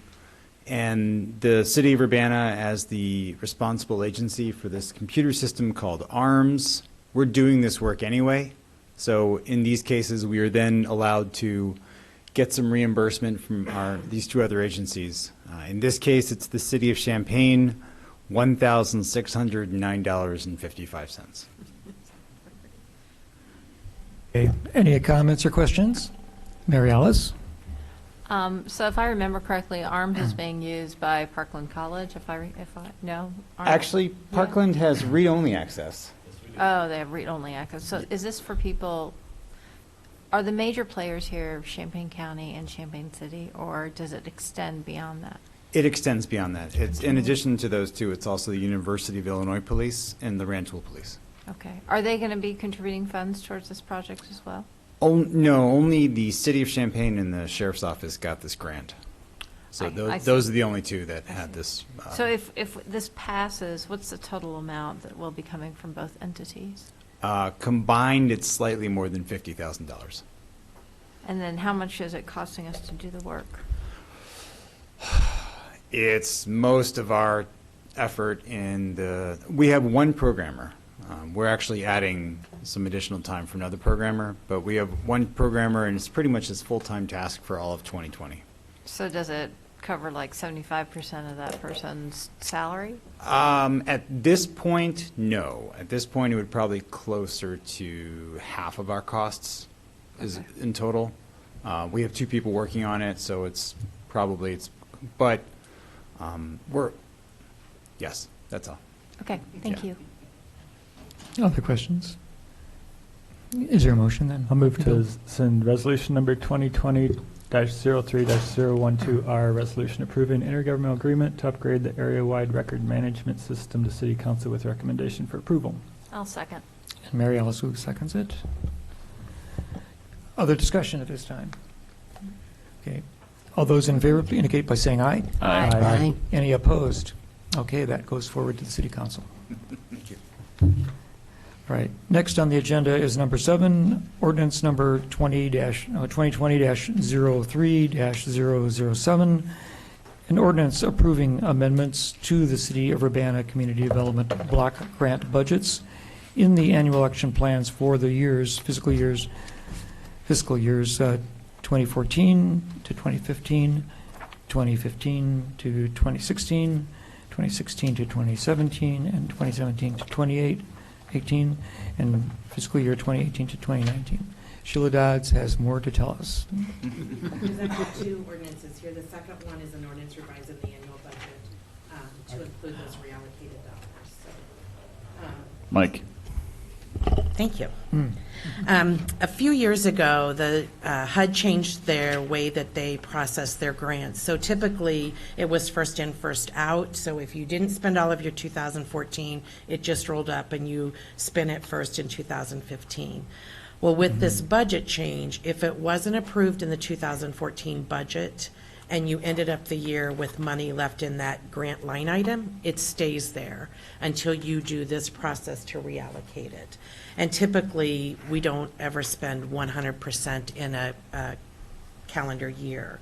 So this program, or this amendment, is requesting these changes to just reallocate those old dollars into this year's current budget, and then we plan on using that for capital improvement projects such as the Kinch Street lighting, and I think there's some projects in the Dr. Ellis subdivision and whatever other things that Public Works identifies as needs. Part of the process driving this is we currently have to spend about $200,000 of this old money by May 1st, or we risk losing the funds. So by doing this amendment, working with Public Works to get a project ready to move quickly, we'll be able to reallocate those monies and use them for Urbana. And so you're casting back through these other years for funds that hadn't been allocated or used? They hadn't been allocated, but they hadn't necessarily been used. So you might guess you're going to spend $60,000 on housing rehab, and then at the end of the year, you spent $54,000. So then that $6,000 needs to be reallocated. So when you look at the amendment, looks like funny little, numbers, but that's what is left in the pot of money, so we need to reallocate that forward. And they hadn't been reallocated earlier? Nope. Okay, so we're going back and saving them. Yes. Other comments or questions? Yes, Jared? I don't have a comment or question, but I make a motion. Go ahead, please. I'm going to move ordinance number 2020-03-007, an ordinance approving amendments to the City of Urbana Community Development Block Grant budgets and annual action plans. I'm not going to read those again, but all of those. I'll move that ordinance gets forwarded to the full City Council with a recommendation for approval. Second. And seconded by Sharice. Any comments, thoughts? Yes, Sharice. So my question is, the monies that aren't used, they will be used in the same department, or these will be consolidated and then put toward particular other projects, or what? For example, you have the Urbana Senior Repair Service stuff, and all of that wasn't used up, but there's $8,000 that can go. Does it go toward the senior repair, or can you put it anywhere? We can put it anywhere, and we identified the neighborhood revitalization line item in the budget amendment to put these funds there for two reasons. One, we need to spend it by May 1st, and so it's going to need to be a large project that helps us do that. Where the senior repair program is projects that are $1,000, and we don't have 200 of them to do between now and May 1st. So by reallocating those smaller pots, that doesn't take away what we currently have. I bet in our ward we could probably find 10. And it doesn't take away from what we're currently doing. It just reallocates that older money. Okay. All right, so we have any more questions about this? Okay, we could have a vote. All those in favor indicate by saying aye. Aye. And any opposed? Okay, that passes, and we'll go forward with approval. We also need to include the budget amendment ordinance. Which is our next one, correct? Okay. All right. So the next item is number 8, ordinance number 2020-03-008, an ordinance revising the annual budget ordinance, budget amendment number 5 concerning the action plan amendment. Yes, Mary Alice. I think there's actually 2 different annual budgets here, if I'm reading this correctly. Oh, yeah, 5 and number 6. 10. Number 7, I think, has 2 action plans. Am I reading that right? Number 7, the memo for number 7 has 2 Right, ordinances. it has 2 ordinances in number 7, and one of them is have I a missed budget. No, it's number 8. That's separately listed as number 8 on the agenda for action. On the agenda. Oh, my bad. It's in You the were same right. memo. Yeah. Right. Yeah, they're pinned together, yes, that's right. Okay. So we are in the right place at the right time. I'd like to make a motion to approve that ordinance. Okay. Or I shouldn't say approve, I should say send to the full council with a recommendation for approval. Very good, Jared. And still second. And thank you, Cerise. And is there other questions? Eric? We're talking about the budget amendment, including the Carl payment, is that correct? No, Not that's yet. next. No. Not yet. Not yet, oh, okay. No, we're on number 10, We're still on the Community 8. Development Action or Plan. number 8. Got it, okay. 7 and 8. All right. Thank you. Okay, those in favor indicate by saying aye. Aye. And any opposed? There are none, so we will see that forward in our next meeting. Okay, number 9 was withdrawn, so now we're going to talk about number 10. Ordinance number 2020-03-010, an ordinance revising the annual budget ordinance, budget amendment number 6, omnibus finance with Elizabeth Hannon. So we have several items included on this budget amendment. One is taking the funds that were in the special reserve fund and budgeting an expense to repay, as ordered by the court, a certain portion of Carl property taxes that we were holding. We have, actually, because we were ordered by the court to do this, we have already cut the check, so this is kind of a follow-up to make the budget right.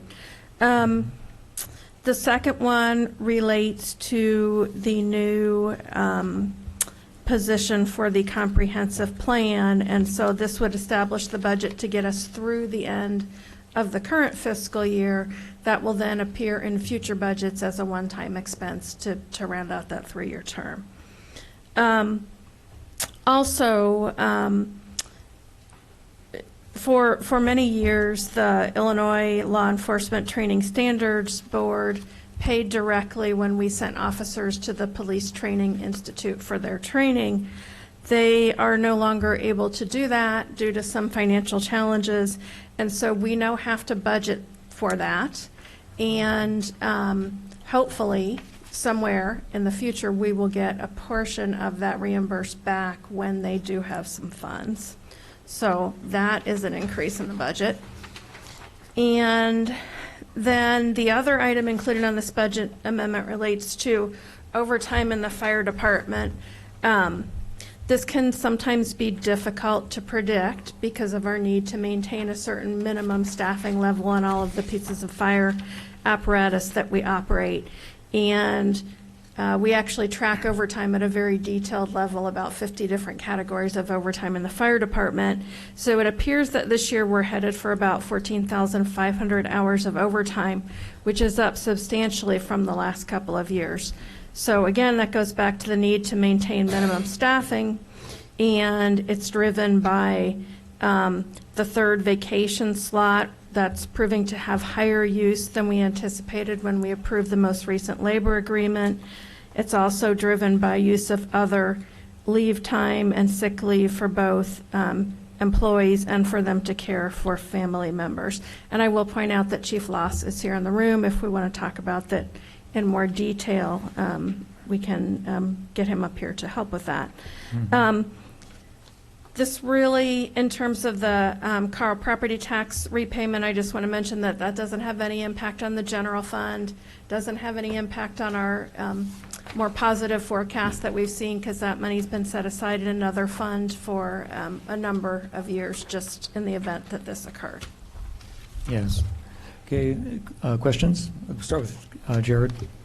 So the obviously the big standout here is the OT in the fire department, especially considering it looks like almost doubling that third slot vacation time from last year to this year. Is this going to be something where, I mean, before we even get into the reasons why that's changed so much, is this something we're looking at in our recurring expenses versus revenues problem? So possibly in some of these categories, there might be an impact on recurring expenses going forward. Some of these are just due to unique events and won't recur. So the chief and I have spent many hours pouring through all the stats on their overtime use and trying to break that down. So I don't expect the need will be this high next fiscal year, but will it be higher than the current budget? Possibly. Okay, and the chief is available if we need to ask him things. I bet Mary Alice has 3 questions for him. I was going to start with the third vacation spot. Okay, Mary Alice Wu. If you could, Chief, if you wouldn't mind coming up and describing to us what this is, and, yeah. Chief Laws thing. Yep. Good evening. This is for the audience, this is what we're looking at, the distribution by years and by category. So obviously the third slot and the Kelly days, those are the two big ones right there that have really increased. Sure. During this past negotiations, the third slot was negotiated into the collective bargaining agreement, which creates the guarantee for the firefighters to pick a third vacation day. That third vacation day, that gives the availability of 3 firefighters to pick a vacation day on each shift day. So if 3 of us at vacation pick time wanted July 4th off, then 3 of us would have a guaranteed pick for that day. So that it's just, then if somebody calls in sick, if somebody's injured, those days are guaranteed, so it creates overtime automatically. So that third vacation day, there's only 3 days in the entire year that they're allowed to do that, is that right? No, it's every day. I mean, 365 days a year, they can pick, 3 Right. people can guarantee any day. So there's 3 people that can be guaranteed off every day of the year.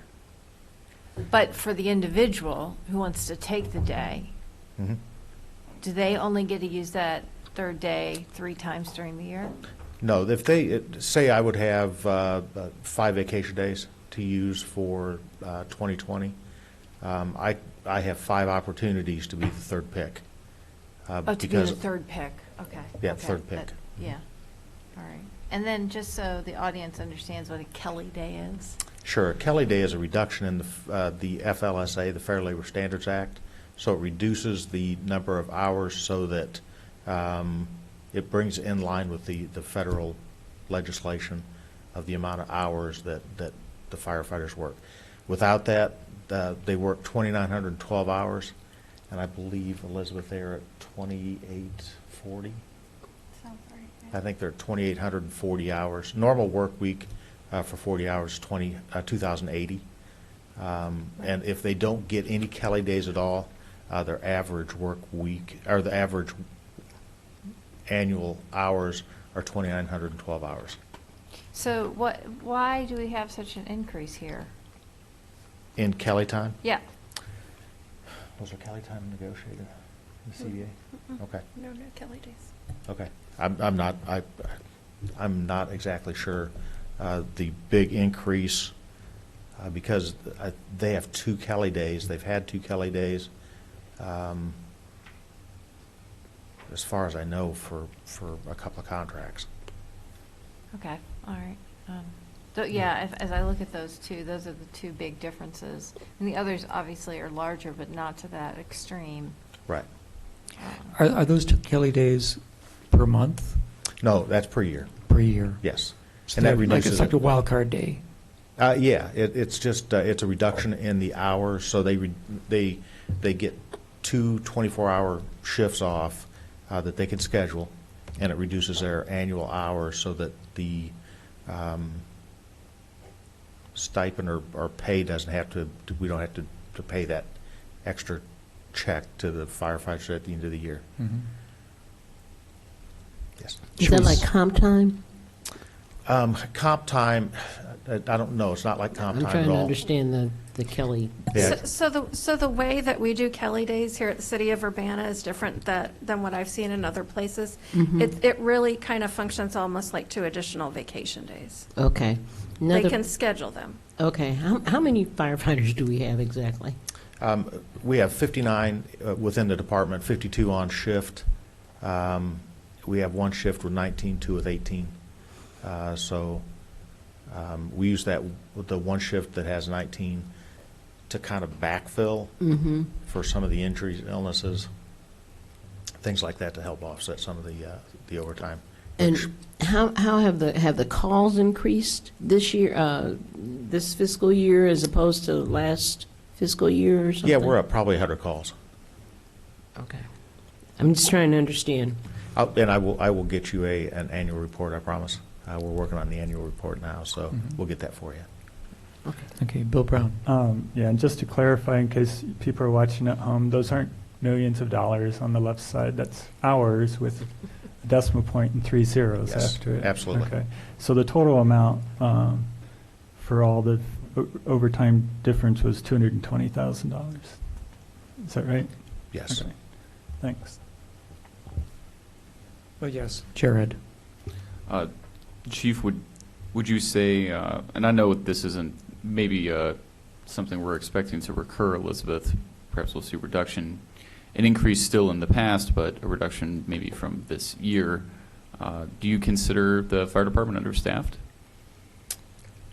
We the one, like I said, the one shift has 19 right now, and that firefighter that we have on that shift is able to backfill anytime that we have time off.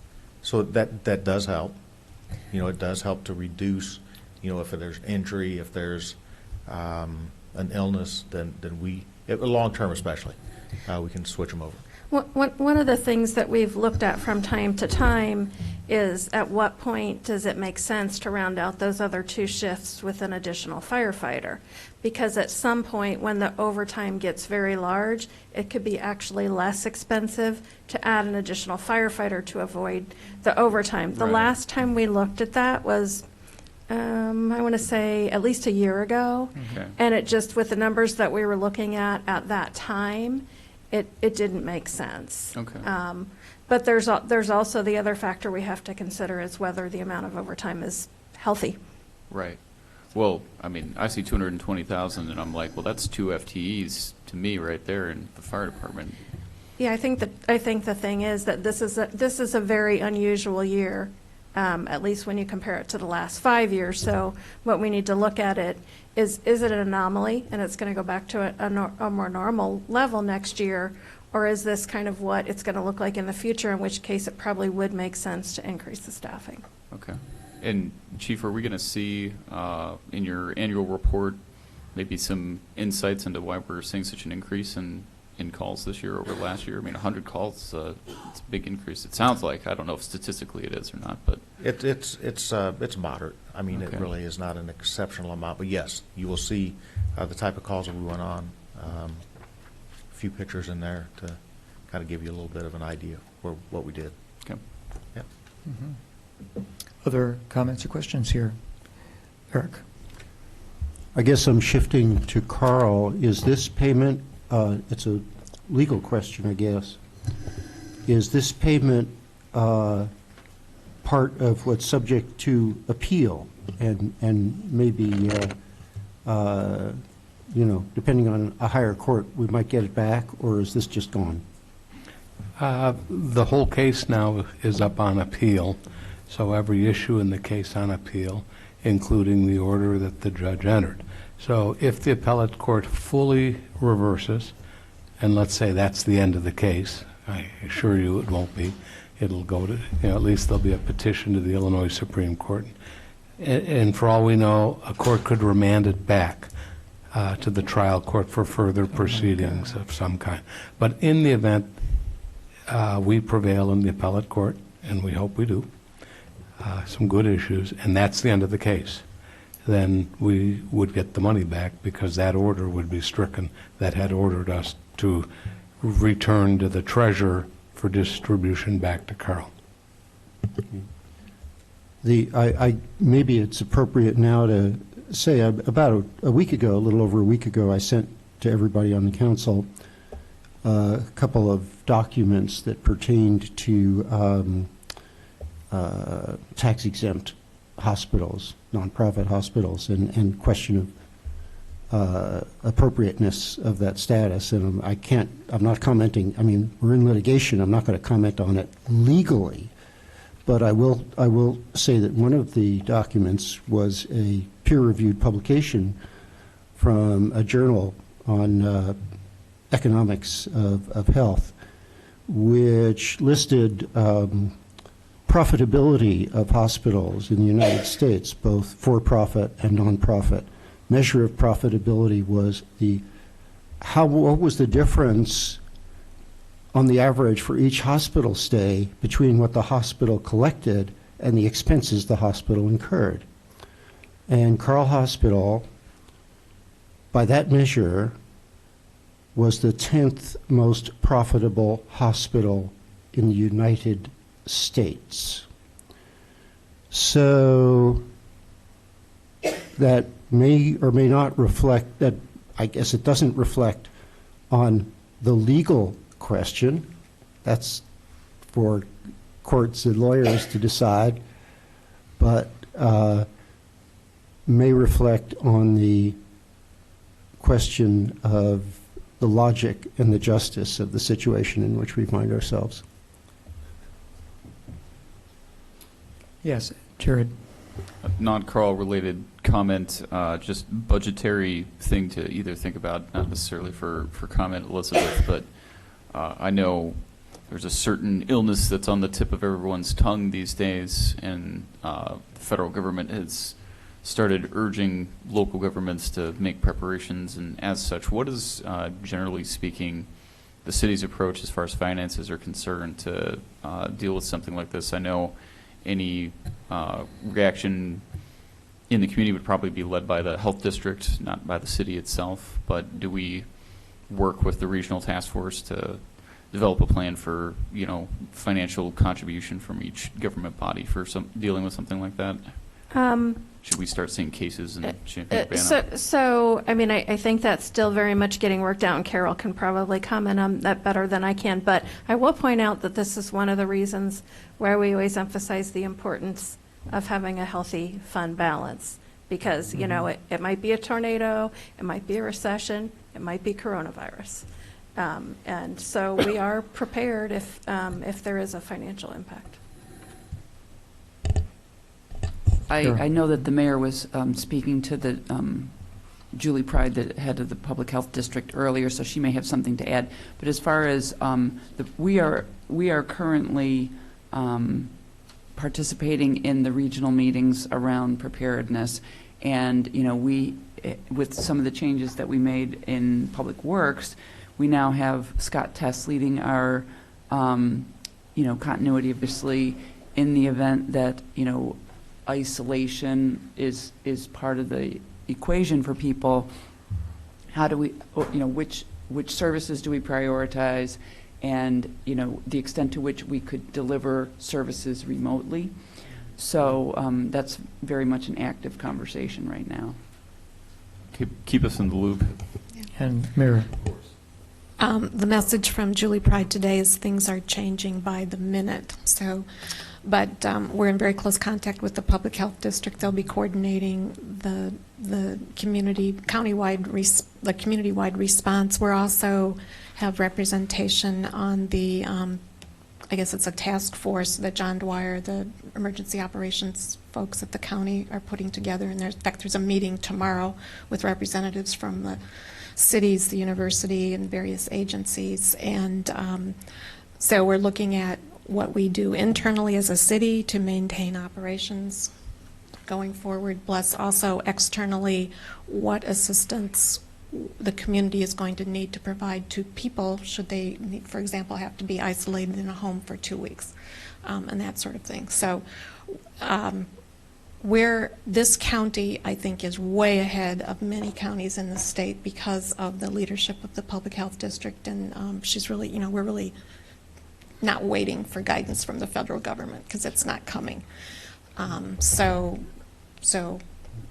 once we'll know more later this week, and then we'll let folks know where we are. Thanks. Okay, then I guess Mary Alice and then Bill.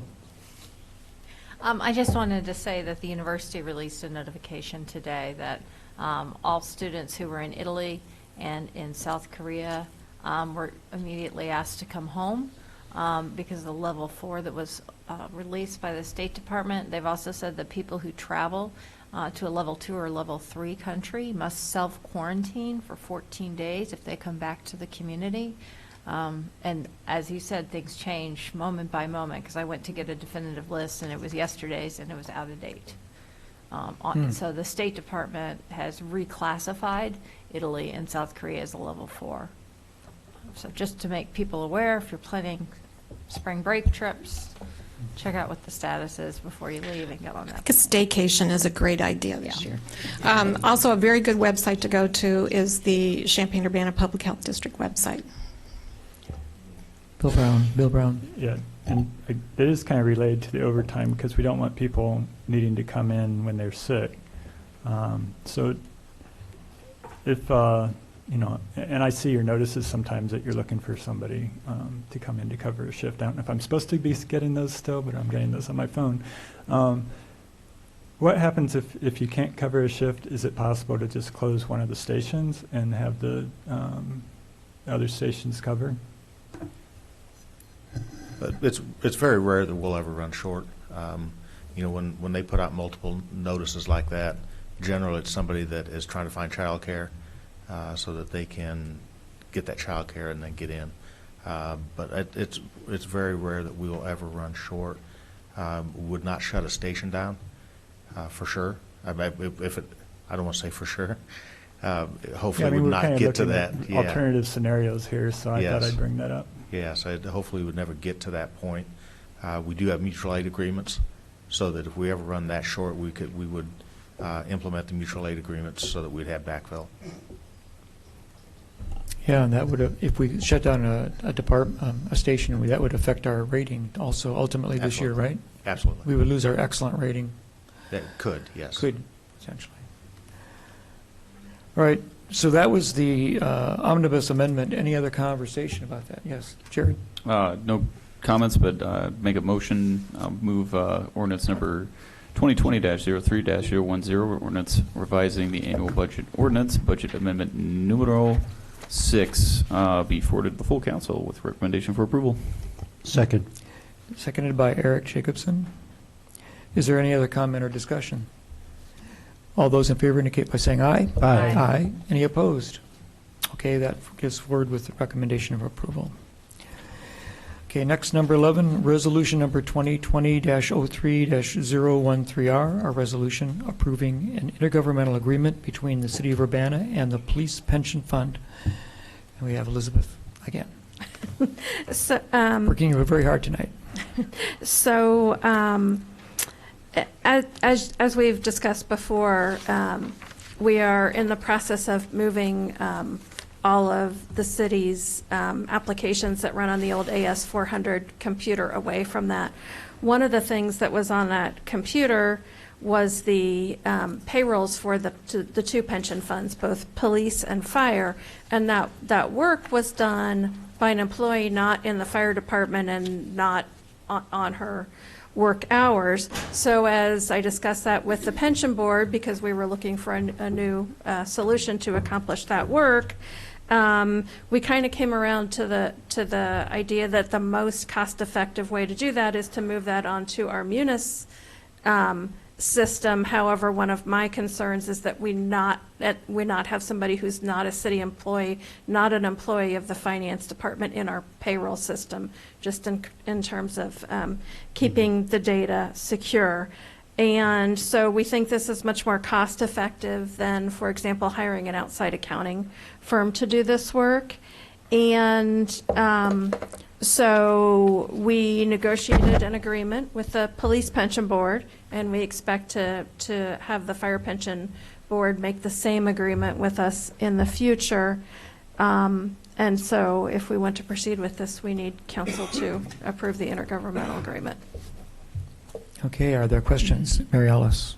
Who was paying for this arrangement prior to, you said the person worked off Yeah, city so the buildings? pension fund, each of the pension funds was paying that person. Okay, so directly. this is taking on a new responsibility for us. Yes. Okay. And it would ultimately, in next year's budget, we would add a 0.25 FTE, so a 10-hour-a-week position to do this work. So it's kind of a circular equation here. So we want the most cost-effective solution to get the work done. Because it's a pension fund expense, it's going to come back to us in the end no matter what. right? Either we pay it now or we pay it later through increased pension contributions. And then Comments? this is We got to just- pay it either way. And then Mary Alice again. This is just a silly thing that I was reading through this, who is responsible for doing what, and so the Director of Finance is all over here, but I think that there might have been, I should have bookmarked it, might have been a definition that said the head of the Finance Department, or those they deem qualified from here on out will be the Finance Director. Is that right? Because they're all these duties are assigned to the finance director. Yeah, so I'm going to delegate those duties. I understand that, but I'm just trying to figure out, based on this document, does that document say that? I think it does. I believe it does. Okay. Maybe you want to double check so you don't increase your workload. Cherise. With the person that will be hired, is that someone that's already here and working, and you're just going to add to what they do, or are we actually going to hire a part-time person? I'm going to explain this in general terms. We have a current city employee who does this work for the pension funds, who will be retiring at the end of June. We expect that we will be able to hire her back into this 10-hour position without benefits. So yes, it would be an increase of 10 hours a week in staffing in finance. Okay. All right. Okay, other questions? Jared. I'm going to make a motion to move resolution number 2020-03-013R, resolution approving this intergovernmental agreement between the City of Urbana and the Police Pension Fund be sent forward to the full council with a recommendation for approval. Second. Eric Jacobson seconds it. Jared, please never be sick. We depend upon you to be an engine here for activity. Well, if you are sick, stay home. For 14 days. I'll call in. This is our new mantra. You can call in. Yes, if you have a respiratory infection, call in. All right. Is there further discussion? All in favor indicate by saying aye. Aye. Aye. Any opposed? Okay. That passes as well and goes to City Council. Our final item, resolution number 2020-03-014R, a resolution appointing the Home Resources Manager as authorized agent for the Illinois Municipal Retirement Fund in 2020. Yes, Elizabeth. I think this is a human resource officer. Oh. Home? What did I say? Home. Home. Oh, too many CD things happening tonight. This is the Human Resource Manager. So each city that participates in IMRF is required to designate an authorized agent who's responsible for signing off on various actions on behalf of the city, and the city council has to approve that designation. So this was something that Todd Rent had done in the past. In the new structure, we are going to assign this to Elizabeth Borman, who is the Human Resources Manager. Okay. Any comments or questions for Elizabeth? Yes, Mary Alice Wu. I'll make a motion. Ta-dum. On resolution number 2020-03014R, resolution appointing the Human Resource Manager as the authorized agent for the Illinois Municipal Retirement Fund for 2020. Second.